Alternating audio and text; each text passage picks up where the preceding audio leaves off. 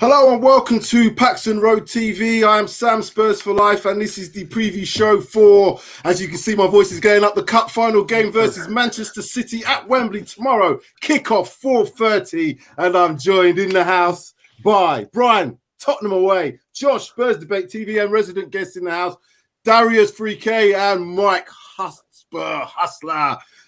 Yes, it's cup final day, and I don't care. I do not care. I don't care if any Arsenal fans are watching, any trolls watching. It's the Mickey Mouse Cup. I don't care. I've said on record, I do not give a toss. This is a cup I want to win, and I think we've got a good chance to win it. Gentlemen, are you as excited as me or not yet? Or not yet? Maybe not as excited looking at the opposition.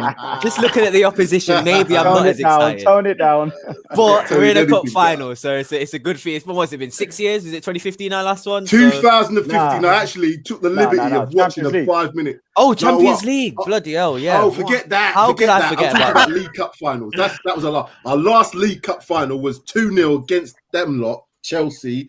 Wembley, John Terry and Diego Costa scored the goals. Ryan Mason actually played in that game, so he's got something to prove. Maybe he's our most successful manager so far. So lads, come on now, we've got to get behind him. 1 game, 1 win. Last cup final appearance, as we said, 2015, John Terry Costa scored them goals. What are we looking forward to from the team in this game? I'm going to come to you firstly, Josh, as you're making your debut appearance on the show. What do you think? Mate. Yes, no problem, no pressure in that. Go on, mate. Say what you got. Straight in. So I'm expecting. Listen, look, guys, we're playing the best team in the league. Let's not get carried away. We're playing the best passing team, the best attacking team. They've got clean sheets.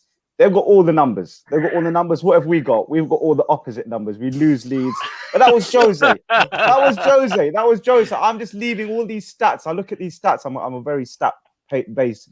I make my judgments based on a lot of stats. 75% of what I'll make my judgment on stats. And when I look at Man City stats, mate, I want to go to the toilet. When I look at Tottenham stats, I want to go sleep. I know what to do, man. I'm looking at this machine that is so slick, fast tempo. But I'm going to stop gassing them up. We won against Southampton. So we have to take that winning mentality and that hunger, desire. Now, in anything, I believe in any sport, if you turn up with guts, glory, and bravery, you give yourself every chance to win that game. But with that, unfortunately, guys, these lot will pick us apart. And if we don't have a system, a changeable system, the right subs, the right formation, and the right interplay, these lot are going to pick us up. So for Mason, I feel sorry for him on the one hand, because he's got the biggest game of his life. And on the other hand, it's a great opportunity for him to become a hero. I mean, he's the best manager in the Premier League ever. He's played one and won one. So, from that point of view, he's got every chance. He's got every chance. Yeah, he's the best Tottenham manager ever lived.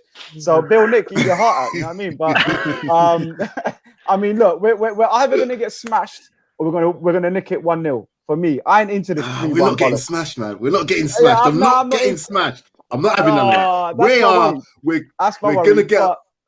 Yeah, let's see, man. Let's see. I'm just being like, I'm holding myself back because you know what, Sam? I was like you about an hour ago. Now I've come back down to earth, and then in another hour I'll be back up there. But I just keep reminding myself it's Man City, and they're a machine and they're slick. And if you look at their stats, it kicks us out the park pretty much on every single one, mate.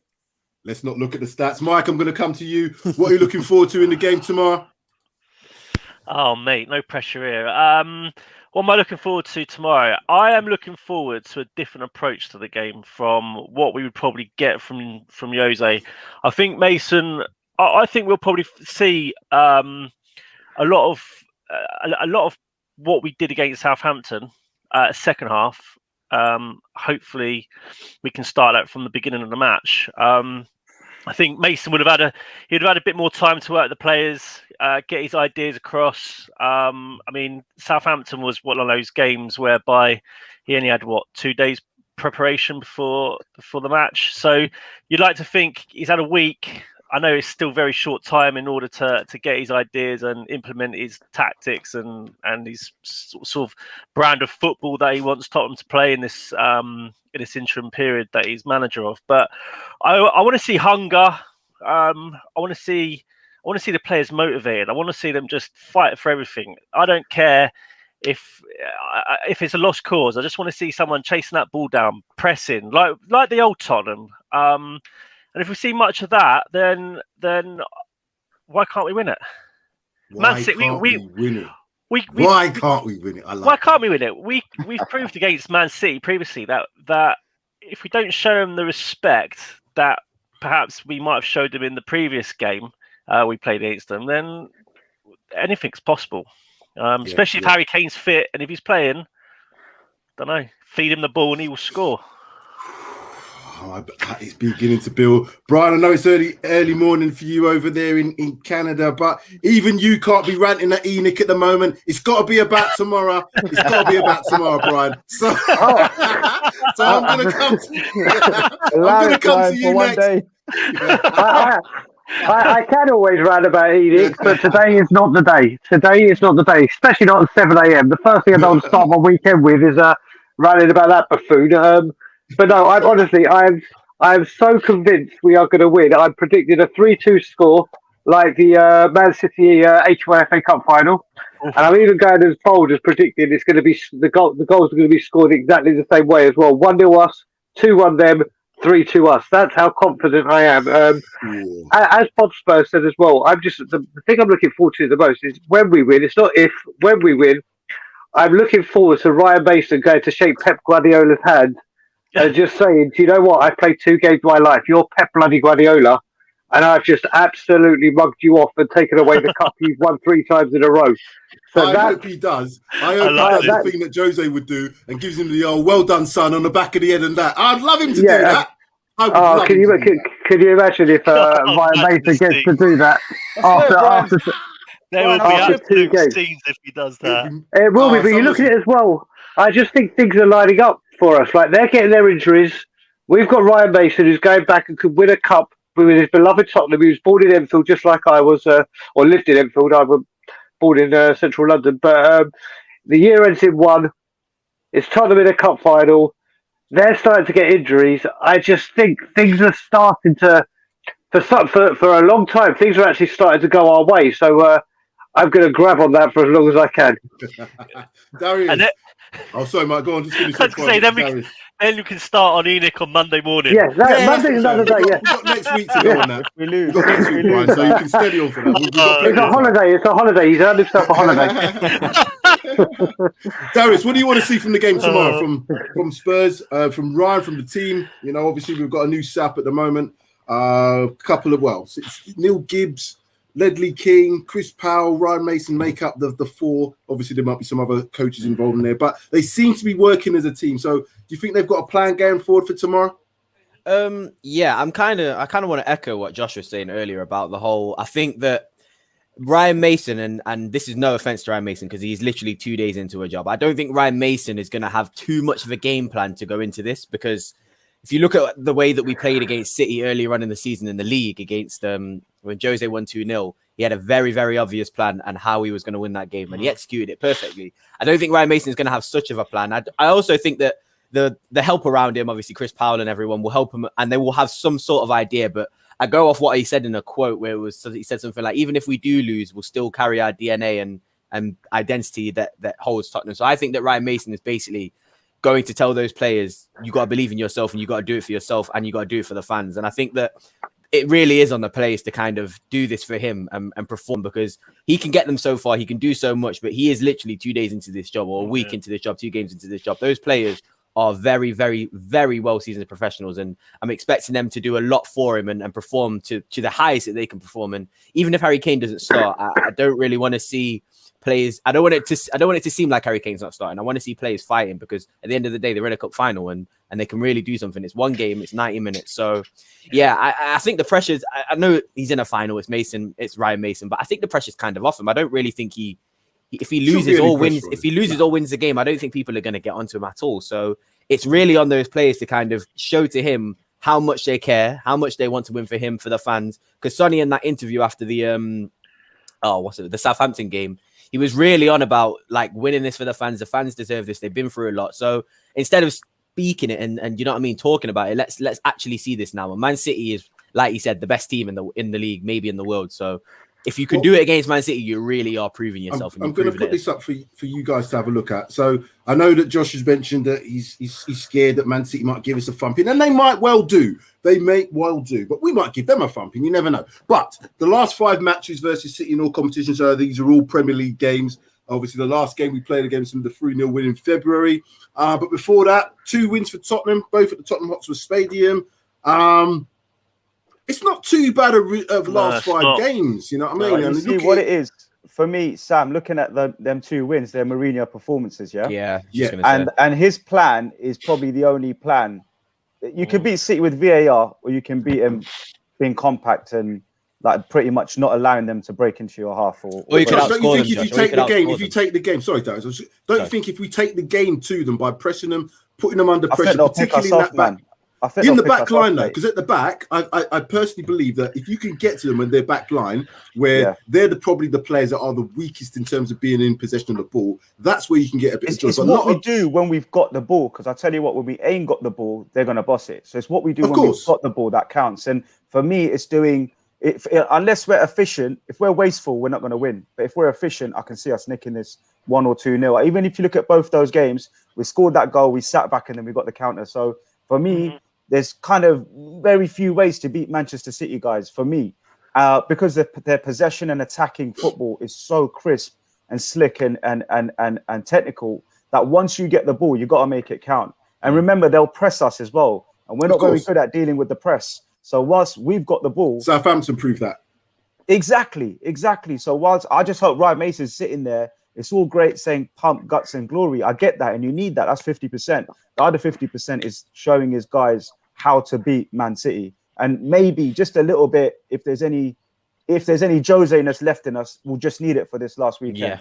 For maybe this performance. But don't you guys, and you can obviously have a bit of an open debate on this one. Don't you think if City get put under a bit of pressure, that they seem a little bit more susceptible? The teams that sit back off, I know you can win the game tactically like that, but as soon as they score first, if they score first, that tactic then kind of goes out the window. So isn't it kind of like the opposite? You maybe should take the game to, particularly as I said, if you press them in their defensive third, those players, like to Carl Walker, I don't think he's the best in terms of possession. Now he's got better, but I don't think he's the best in terms of possession. John Stones not playing tomorrow gives us an opportunity to see who they're going to play in that back line. I just think there's a possibility of getting at them. Brian, what do you think in terms of the approach for Spurs to maybe go, as opposed to a counter-attack, maybe an attacking style? So whether Kane plays or not, I want him to actually start from the bench if he does. We've got Bale and Son, and like I said, Carl Walker is not the best in possession, and what normally gets him out of danger is his pace. And if we play Bale and Son on either flank, his pace ain't going to. It's going to help, but it's not going to be as razor sharp as it is against other players he plays, because that guy's lightning. But Son and Bale will terrify that defence, and I think, especially seeing that Stones is definitely out, Diaz may be out, we've got to try and attack, not overpower them, but literally. We've got to be... Listen, we can't be less attacking than we were under Jose. If we perform like we did in the second half against Southampton, I really, really think there's something in this for us. I really do. And mainly because they're depleted. We've got to attack their weaknesses rather than what we used to do and try and worry about their strengths. That's what we're going to have to do. And Bale, against Southampton, just showed another point to see that Jose blatantly was using his ego because he was sensational. And he has got to, for me, Gareth Bale is the first name on the team sheet. He really is. Darius, because he turns up in finals. Bale does. I hope he does tomorrow as it's well. It's hard to disagree with that. He does, doesn't he? You just have to look at the big game player stuff.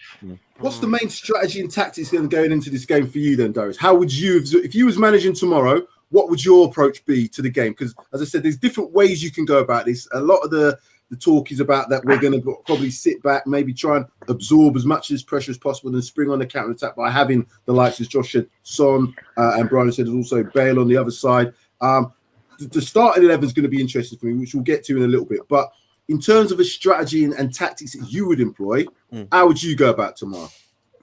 Like, Josh, again, I'm going to have to agree with you. I think there's very, very few ways he beats City, especially the way that they're playing now and the way they've played this season. I think there's 2 case studies I look at, especially with Tottenham, is obviously the 4-3 on aggregate that we won, and then the 2-0s that we won earlier on. The 4-3 is obviously we had something to play for. We needed to go and score. We went out early, we attacked them, and we scored. But they obviously scored again. They have quality to come back at us. The 2-0s, we kind of believed in our own ability to defend for long enough. And I think that came with obviously Jose's tactical nous. So I do believe that we're not going to be able to deploy that sort of style. So I think that Ryan Mason is just going to try and basically say, let's try and outscore them.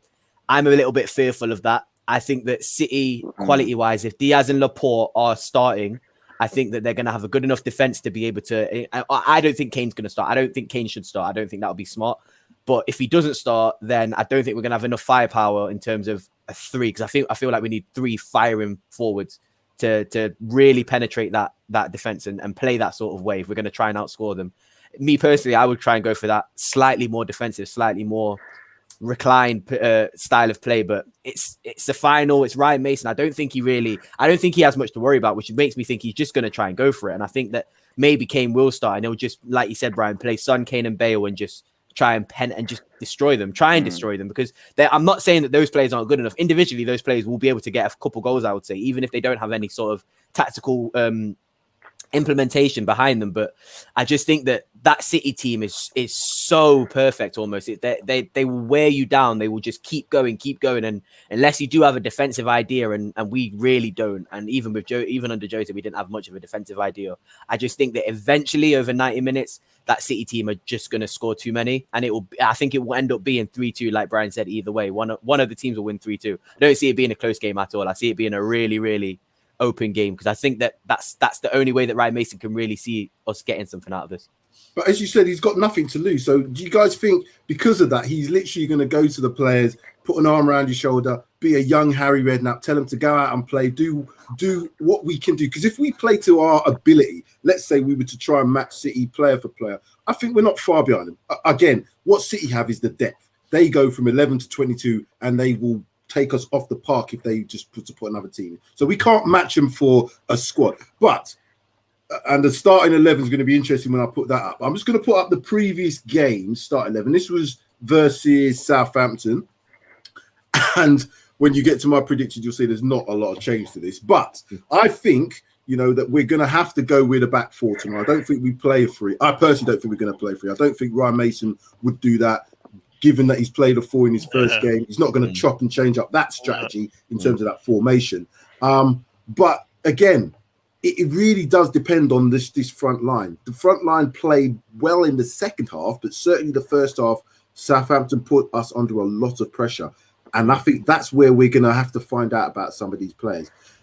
Is City's game plan just to play the same way, or will they, maybe look at how, Ryan Mason set up against Southampton, or maybe played against Southampton and maybe do something different given their injuries as well? Do you think Man City's approach is going to be any different? They might play a false 9. That's the only thing that they might not play like a designated number 9 and kind of confuse our back line, because I can see that if Dyer is playing centre back and there's not a designated number 9 for him to mark, or a designated number 9 for someone to mark, he kind of drifts. And if Sanchez is playing and they don't have a number 9, then it's over, because he will just follow them, and that could turn out to be pretty suicidal. I don't know. I think for me, this is the only thing I want to say about our lineup is I believe that we need a number 9 in this team to kind of work around people. I don't think that we can have Lucas playing how he played against Southampton. I think we need somebody to be a focal point and be backing on those defenders and putting pressure on them. Because if we let them just have space to do what they want, especially in possession and out of possession, it's going to be too easy for those defenders, because they can really play out the back, and it's going to get. I think one thing on City's formation, Sam, is they've got no height up front. They've got no real striker up there, unless Aguero starts. If he does, we're in trouble. But without Aguero, they're a bit toothless up front. So for me, one of the tactics would be the team push them out as wide as possible and let them cross. Push them out, push 100%. Them back, but don't let them in the central areas, because the midfielders, right, when you look at the Fodens and you look at the Bernardo Silvas, you look at the Sterlings, Gundogans, and even Rodri, players like that, they can cause damage centrally as cams, as centre attacking midfielders. So for me, one of the tactics is just push them out wide, let them cross. We've got the height on their attackers, because they ain't got much height, and that might be one way to just kind of keep them out the danger zones. But as soon as we let them do that tiki-taka stuff around the penalty box and they start doing their 1-2s, we're in trouble, mate. We saw that at City. Who they got out injured? I'm not too sure. They might have De Bruyne, right? He might be out. I was going to say... Apparently De Bruyne is going to be on the bench, apparently. Okay. Yeah. So I was going to Big say, up to the really good player. That might I agree. change. Go on, Mike. Go on, Mike. Change. I was just going to say that might change how they line up. Well, it will change how they line up against us, but it might change their tactics. Me personally, if I was Mason, I wouldn't want us defending in a low block. I'd rather I us agree. defend higher up the pitch because I think we defend better when we're higher up. So, like in Southampton, the second half, we were almost defending in their own half, and I think that's probably. I think that probably work in our favour because we're not slow at the back. But Mike, that's a high line we're playing. Then do you not worry that the offside won't work every time? Who's that back line's pretty quick. I mean, Toby's not slow, and neither is Reguilon. I would if we're playing against Aguero's not gonna. I mean, he ain't gonna beat that back four for pace. So. I mean, the only person you'd have to worry about, obviously, you've got Sterling if he's playing. He's quick, but if he's up against Aurier, he's not slow. So I would be tempted to play a high line and that pressing game.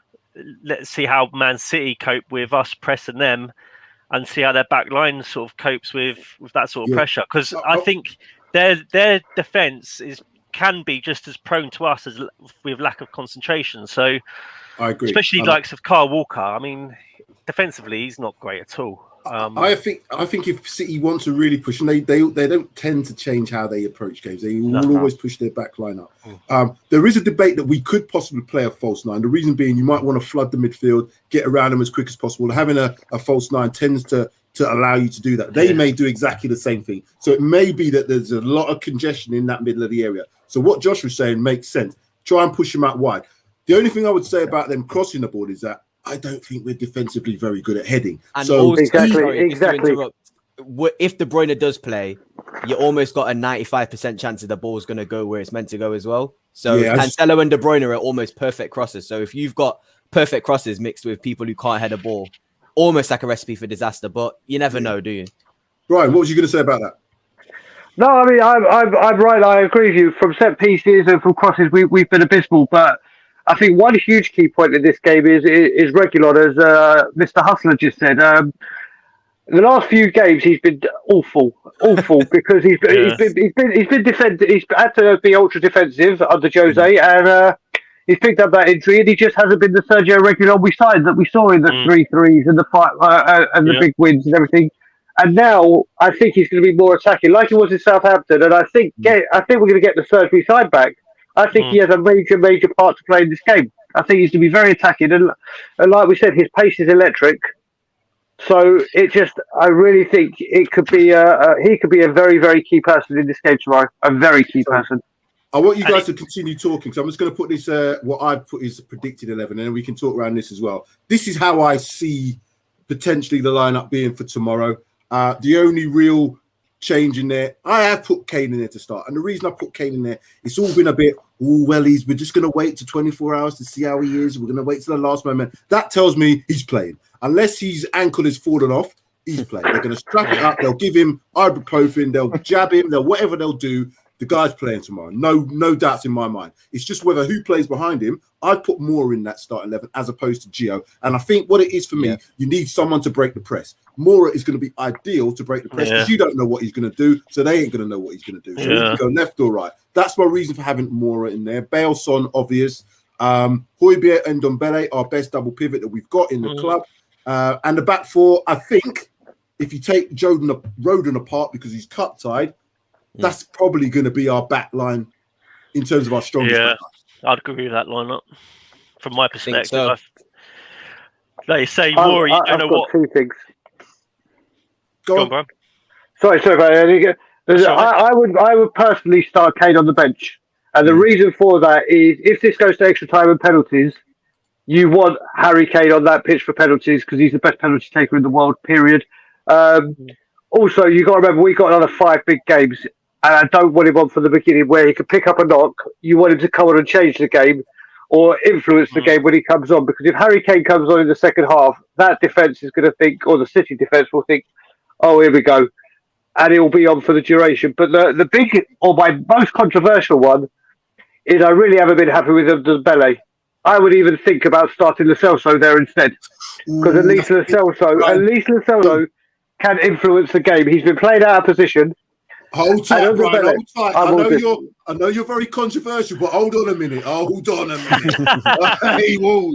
Hold them horses. And Ndombele, I admit, has not played the best in the last couple of games. I think he's probably bordering a little bit of fatigue, if I'm honest with you. But Lo Celso hasn't done much better. He's still coming back from injury. I would argue that them three, Højbjerg, Ndombele, and Lo Celso, would be our best three if they were all fit and firing. I would go with that 100%. Yeah. But I just think for tomorrow's game, we're going to need something to break that press. Now, Moura, for me, has been as consistent as I've seen him in a long time for Spurs. And that's the reason why I can see him playing. Josh, what would your team Sam, I'm looking at Kane. The problem with Kane is, guys, he's not really pressing, right? I know he's in that VIP category now where he probably doesn't feel that he needs to press. But I miss that old Kane that used to hunt defenses down, or the one for the beginning of the season. And with that knock he's got, is he really going to come out and risk himself injuring himself by not pressing? So that's one press we lose up front, which is a weakness, because we need to hustle them from the minute they start playing out. We need to squeeze them.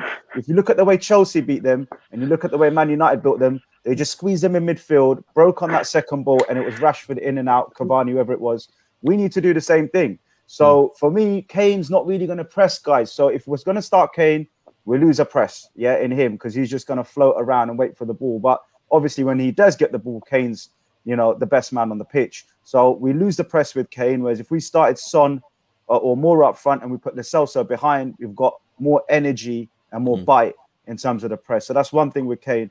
And the thing with Moura is when he gets left up the pitch, because you'll make them bombing runs up the pitch, someone's got to fill in Moura's shoes, because we're going to leave a wide, massive gap open there, which City will exploit. And what will happen is then Ndombele and Pierre will just drop back naturally, because there'll be one man down, because Moura's up the pitch, Bell's on the right, don't track back, Sonny's doing his man. So we need to find someone, I say find, we've only got Moura and Lo Celso or Lamela, someone who's going to be disciplined enough to attack and then get back into shape very quickly, because that middle bit there becomes a 3. If you look at Pierre, Tanguy, and whoever that third person is, Lamela or Moura, needs to drop back into a 3 with a bank of 4, because that's going to flood the midfield. My worry is Moura is going to go into row X, and he's going to still be in row X. He needs to get back. Whoever that guy is, whoever it is, needs to get back. And that's my worry with City, because they will exploit the crap out of you in the middle of the park. And before you know it, tiki-taka, Sterling's coming in, Foden's coming in, and it's 1-0. That's my worry, chaps. I'm trying to be positive. I mean, if Kane's not playing tomorrow, I personally wouldn't want to see Moura in the number 9, because I just don't think he's effective enough. If he's playing in that number 10 role, no one knows what he's doing. He doesn't know what he's doing, but he gives us that energy that you probably wouldn't get from the likes of Lo Celso. So if Kane's not playing, for me, I wouldn't put Moura in that number 9 role. I'd put Vinicius in there. I'd probably go for Vinicius. And he gives pace, power, he's got strength, he can hold the ball up, bring others into play. But then you could argue, well, why wasn't he played against Southampton? Exactly. That would have been the perfect opportunity would have been for Mason to have played his cup final squad in that Southampton game and just got them all playing together. And I think you're right, Mike. I think the most of that team that played on Wednesday, was it? That was almost like the cup final rehearsal. Yeah. Bar came, and it's almost like they're now really waiting as long as they possibly can. As I said, if Kane's 80% fit, we all know what's going to happen. If Kane's 70% fit, I'm pretty sure I know what's going to happen as well. So we have to almost factor that in, that he's going to play. It's just what happens behind. And as you made a good point about some of the things, Josh, in terms of that area of the pitch, which does need to be not left vacant by players going here, there, and everywhere.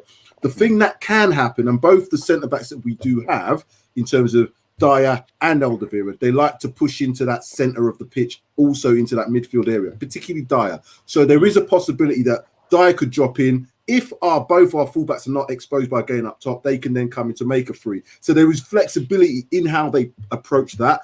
But if Man City get a hold of the ball and pass it around and pass it around and pass it around, it's going to be a very, very difficult game. I think we need engines in the middle of the park.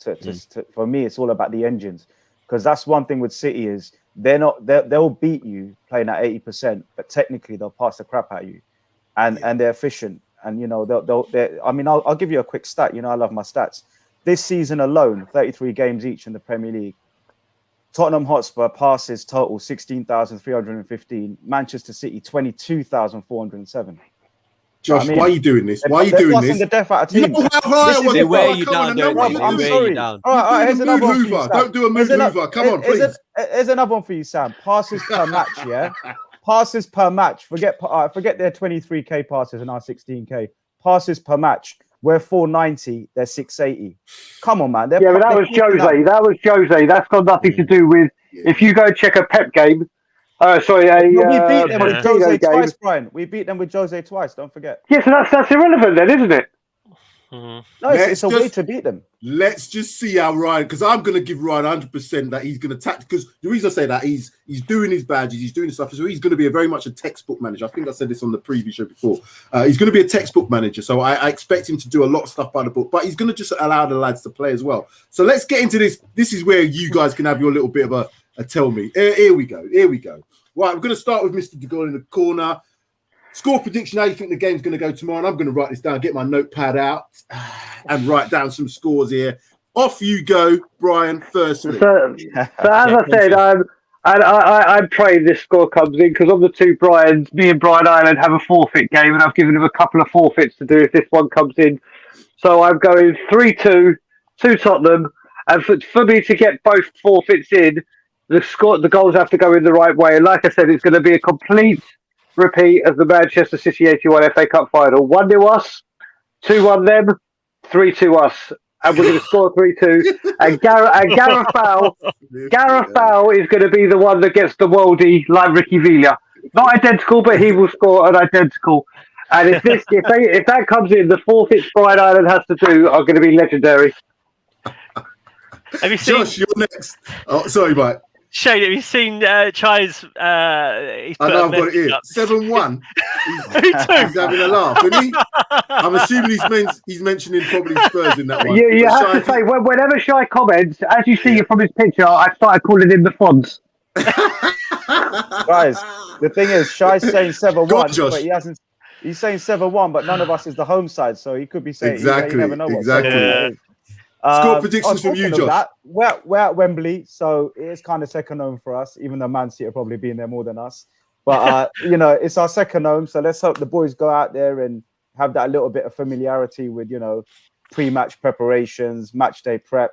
But score prediction, look, for me, we get the first goal. Yeah, we're going to go ahead. Then they're gonna level up. And then for me, we're going to nick it sort of in the 85th or the last few minutes of the game. So pretty much similar to Southampton. I think we're going to nick it in the end. A header, Eric Dyer off a corner, one of them ones, a bit like how we did Chelsea, with a fluky goal. But I'm going for the win and I'm going 2-1. But we have to be compact, we have to be tight, we have to be disciplined. We can't do this expansive crap, guys, and forget the basics of football, man. Do you know what I mean? We're going to get busted 7-1. So for me, it's discipline, compactness, shape and organization, and then when we get the ball, we do the damage. So 2-1 for me, guys. Then you drop my laptop there. 2-1 and excited. Oof. Right. I don't want to copy Brian fully, so I'm gonna kind of add a little twist. I think it's also going to be 3-2. I don't see how it can be a tight game. I don't see how Ryan Mason is going to sort of deploy any sort of defensive tactics or tactics that resemble Jose's sort of style that he approaches against Man City. So I think it's just going to be a case of let's try and outscore them. And I think that Man City have got enough firepower to score minimum 2 goals. And so do we, to be fair. And if Ruben Diaz is out, like you guys have mentioned, if he is out, then that is massive to me. That is absolutely huge. If it's a centre-back partnership of Ake and Laporte, that gives me so much more confidence than Diaz and Laporte. So I think it's going to be 2-2 after the 90. But I think that, and I cannot predict Spurs to lose a game in the final. So I think Spurs will nick it after 90 minutes in extra time. City will go for it and we'll catch him on the counter. I think City will go for it and we'll catch him on the counter because Kane will come on off the bench. I like that. 3-2 after extra time. Wow. Darius, who do you think is the bigger player for them to miss though? Diaz or De Bruyne?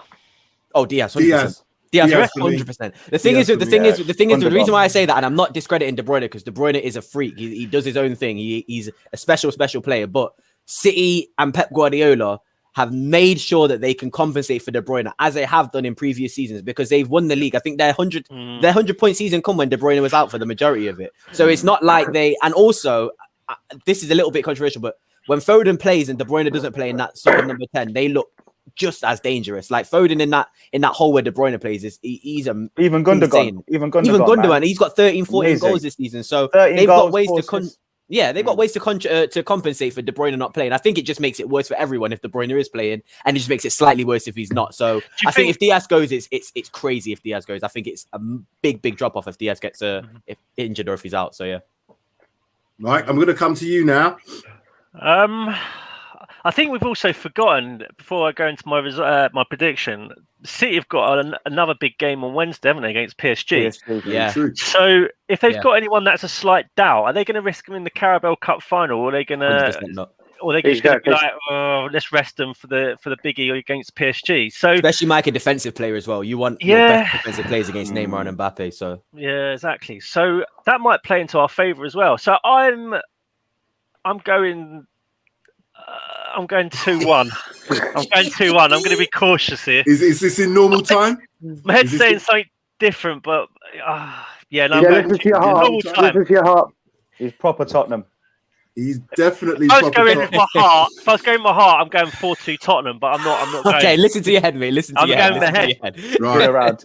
For what it's worth, I'm going to throw my little bit in there. I think some good points. I think both Josh and Darius made them points. Maybe even Brian and Mike did them as well. But about the central defensive partnership, if it's Ake and who did you mention? Ake and who? Laporte. I'd have them all day long. And this is the reason why I think that Kane might be pushed in, because if he plays against them two, even 80% Kane's going to make them look, well, I hope he would make them look like mugs. But think logically, think how they're going to approach the game, think about our starting 11, think about how we would utilise making the most of it. I'm thinking we're going to have to go out and attack. I think we're going to have to press him. I think we're going to have to press him as much as possible in their defensive third. Once they get hold of the ball, then you're going to have to relax that press and get a good organisation, which I think the way that Ryan Mason is probably being coached, or certainly going through his coaching courses, will have that organisation. So if we can get everything right, and I mean everything right, I think we can win this game, and I think there'll be goals in it. We don't keep clean sheets. City will score. We will score 2-2, and then 3-2 after extra time. I'm having some of that. I can't be doing that one extra time. It does my heart. It doesn't do my heart any good. You're a Spurs fan. You should expect extra time in this game. You should expect extra time. Look, if I gave you extra time, Mike, or penalties, you're going to choose extra time, aren't you?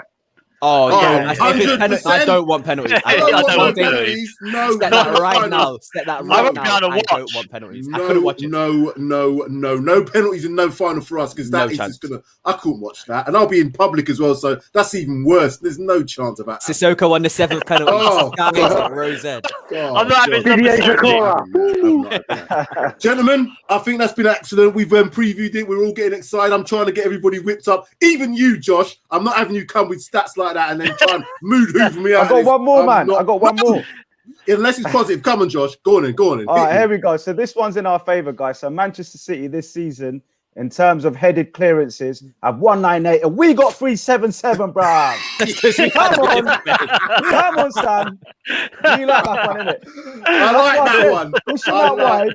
Pushing that wide and enter it out, and that's it. That's the way we win. Gentlemen, like, subscribe, share, comment for those watching. I'm just going to come to Brian and both of you, Josh. Brian, where can people find you quickly? They can find me at Tottenham Away, as it says on the name just there. That's our Twitter and social media handle. But for Tottenham Away to YouTube, it's just Tottenham Away _. Come join, like and subscribe, and have a lot of fun. And hopefully see Brian Ireland do a lot of forfeits. Fantastic. Josh, again, fantastic channel you've got. Tell the people where they can find you. Yeah, you can find me in UB. You can find me on Spurs Debate. Spurs Debate TV. That's with a space. So Spurs Debate, as it's written down there, with a space TV. I'm going to be doing little bits and bobs on Twitter tomorrow. So on Twitter, it's at Spurs Debate UK. Add me on Twitter as well. I'm going to do those little 30-second videos on the way up. Little road trip. I live 5 minutes round from the stadium, so I might have a walk it.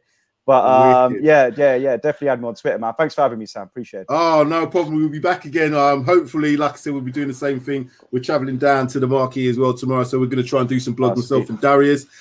And I can't wait. I'm genuinely excited. It's a cup final, lads. I don't care. This time tomorrow. This time tomorrow. We've got to be fingers crossed. So thank you very much. Like, subscribe, share, comment. Just apologies if the stream is a little bit laggy in parts, but we'll get that sorted out for next time. PAXTON Road TV. We are looking forward to the McDonald's Cup, as my friend Desi Spurs would love to say, but I am calling it the League Cup, Carabao Cup final. Come on, you Spurs, and we're getting out.